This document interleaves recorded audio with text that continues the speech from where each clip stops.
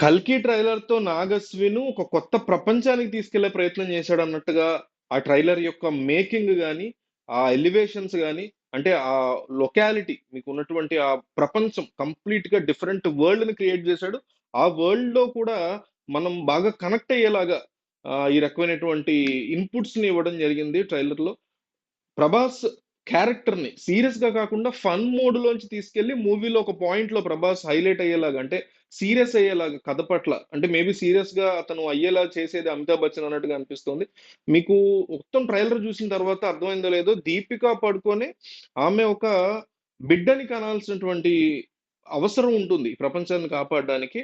ఆమె కనేటువంటి బిడ్డ ఫుల్ రక్త మాంసాలతో ఉండేటువంటి ఒక వ్యక్తి, పెద్ద వ్యక్తిగా ఆమె కనాల్సుంటుంది. ఆ వ్యక్తి కమల్ హాసన్ అనేసి మనకి ఫైనల్‌గా ట్రైలర్ ఎండ్‌లో తీసుకున్నటువంటి ఎండింగ్ చాలా ఎక్సలెంట్‌గా ఉంది ట్రైలరు.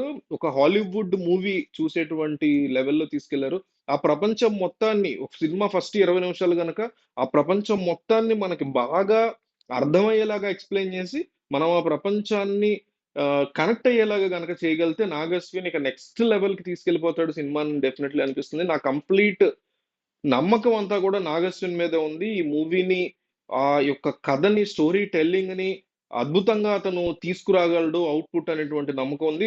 గ్రాఫిక్స్ కూడా మీకెక్కడ పేలవంగా అనిపించలేదు. అక్కడ వెరీ మైన్యూట్ పాయింట్స్‌లో డెఫినైట్‌లీ పేలవంగా అనిపించాయి గానీ, ఓవరాల్‌గా మాత్రం గ్రాఫిక్స్ చాలా స్ట్రాంగ్‌గా కనిపిస్తున్నాయి. కథ కూడా చాలా స్ట్రాంగ్‌గా ఉండబోతోందనేది 'రాజేంద్ర ప్రసాద్' చెప్పే మాటలు గావచ్చు, 'అమితాబ్ బచ్చన్' చెప్పే మాటలు గావచ్చు, లాస్ట్‌లో 'కమల్ హాసన్' ఇంట్రడక్షన్ చూసిన తర్వాత కథ అల్లాటప్పగా కాదు చాలా స్ట్రాంగ్‌గా ఉండబోతోందని అర్థమవుతోంది.